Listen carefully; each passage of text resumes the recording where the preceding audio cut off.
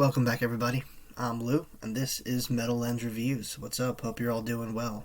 So, if it's your first time here, checking out my channel, and you happen to like what you see, then please do me that favor of like, comment, subscribe.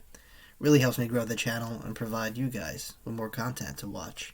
So, what are we doing? Well, no reaction, but we're going to do a movie review. Something very, very recent. In fact, if you have AMC Plus, that means you have Shudder, and you can watch this film. It's called You'll Never Find Me, and I believe it's classed under the psychological horror, and it really was. It was nice, I've definitely seen movies like this genre, it had the same kind of feel. But, what's cool about this is the directing team. I believe this is like their first feature length. The directors are Josiah Allen and Indiana Bell. And the two main players here was this actor who was in the movie. His name was Patrick Brandon Rock, and the visitor, which is I guess like the female lead in this, Jordan Crown. It's kind of like a cast of unknowns. I don't really recognize anybody here, but basically it's an Australian film, I believe, and it takes place on a dark and stormy night, and it's spread out pretty nice. When I'm doing a movie, like a short movie, I have to make it kind of lengthy. I can't just make it 2 minutes. So I'll do a lot of close up pans. You make if you're a filmmaker, you know what I'm talking about. You make the movie bigger than what it is. But nothing really kept me bored. Obviously, this isn't like a gorehounds kind of film. Not a lot of blood and guts, but there is blood and some really twisted scenes in here that makes you think, what is going on? So basically, it's the middle of the night, and there's this character who, right off the bat, you're like, there's something wrong with this guy. And this is Pat. He's just sitting in what looks like a mobile home, but it's not. It looks like it. And, rain. It's like really crappy weather outside, and he gets a knock on his door.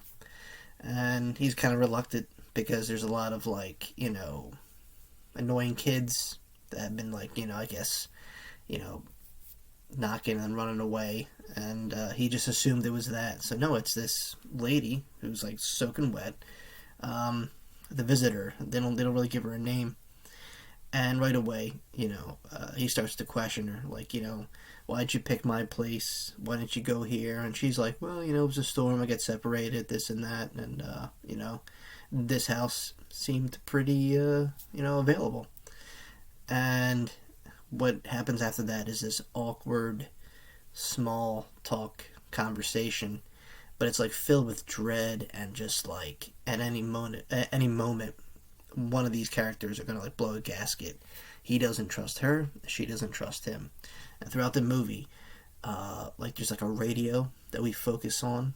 I don't even know if it's plugged in or not. I guess it is, but there's static coming from it, some type of voice, and you don't know if it's if it's him doing this, or if she's hallucinating. And it does play on that pretty well, because it makes the viewer well, who do I trust? Who is the hero and who is not? In this kind of thing, and it definitely is a kind of a slow burn, but like I said, there's a lot kind of going on in a very tight place. The majority of the film, there's a few flashbacks here and there just to expand the story and the characters a little bit, but most of it takes place in this guy's little mobile home, and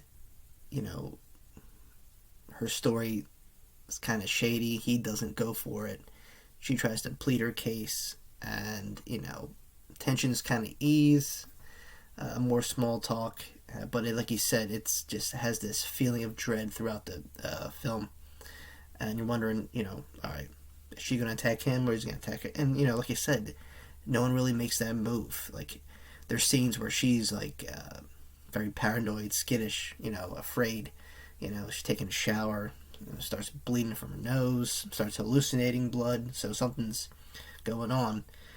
Before I go any further, I just want to let you know, spoilers, so I'll try and keep them as vague as possible, but she happens to discover, because I figure like, okay, this is like a setup, right? My initial thought was like, she's just setting him up for a home invasion. She's going to distract him. Her friends are going to burst through the door, and the story goes on. But no, she discovers something very shocking and paints him in a very negative light, and he knows this, and kind of all hell breaks loose. Now it's nothing crazy, like there's no flesh being ripped from bone here, but there is, a few bloody moments here and there. But it really plays heavy on the psychological, almost like a dark thriller, And the weather outside, the storm, definitely adds extra layers to this film, because when you do a movie and it's mostly dialogue, you got to make it interesting. You know what I mean? And these two directors I mentioned, it was like a team. I think did a pretty good job, because it's hard. It's hard to do a movie on a fixed budget, and you got to make it you got to make it work for and all the characters and players at your disposal. So while it's lacking in I guess your typical hack and slash kind of film, this makes up with some witty dialogue, some great shots, some exposition here and there, and like I said, we get a little bit of a backstory, especially when things start to come together at the end. This ain't no like guess who the killer is. Once we get that, and the visitor becomes increasingly in jeopardy, and her character is threatened, and everything starts to come together. Like I said, if I said any more, it would be a complete spoiler. So, but it definitely makes you think, because you do at that point, you do like a 360. You're like, oh well, I thought it was this person, but really it was this person. But then it backs up a little bit, and it puts you in that seat. Like, is this really happening? It's one of those kind of movies. Was this all in my head? Is this some kind of weird psychological mental breakdown? Is nothing real? Those are the questions that the main character starts to ask himself, and well, the outcome becomes pretty evident after that. And there's some great, ghostly kind of scenes, not ghosts, but like I said, visions, that Patrick has throughout towards the end, and it's maddening and it's crazy, and like I said, just adds to this. It's a great climax to this, film. And when it finally peaks, you're like, huh. But then again, boom. Then at the very end, you're like, oh, okay. So it's definitely satisfying, and it's a good ride, to tell you that.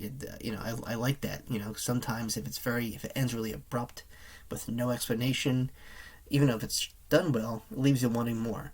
This felt like a good kind of a period at the end of the sentence, but for a psychological horror / thriller, I think it did a great job. I think these two directors, I know they did short films, so this was their first feature-length film. I think they got a bright career. I can't wait to see what they put out next.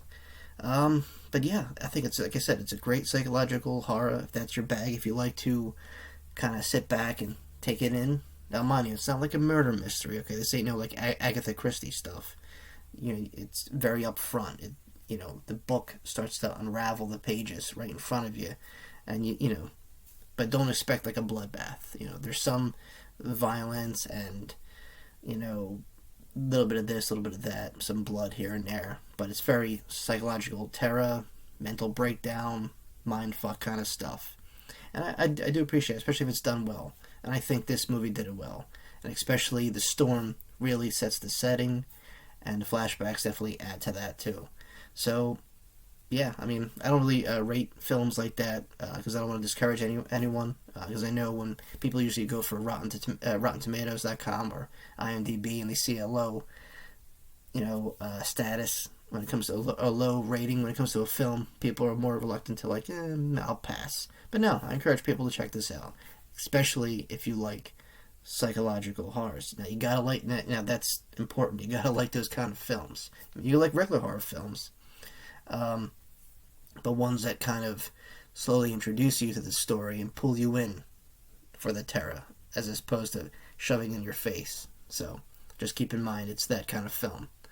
It's kind of slow burnish, but the payoff is good, and unravels pretty nice at the end. Well, there you have it, guys. That's my little review for You'll Never Find Me. Like I said, right now, just dropped pretty recent. Actually, you can watch it on Shudder. So if you have an AMC Plus, you have Shudder. So there you go, guys. Definitely check it out if you get a chance. Well, that's all I got to say. Hope you enjoyed the little review here. If you made it this far in the video, please like, comment, subscribe if you haven't already. Alright, friends. I'll see you all very, very soon. Peace.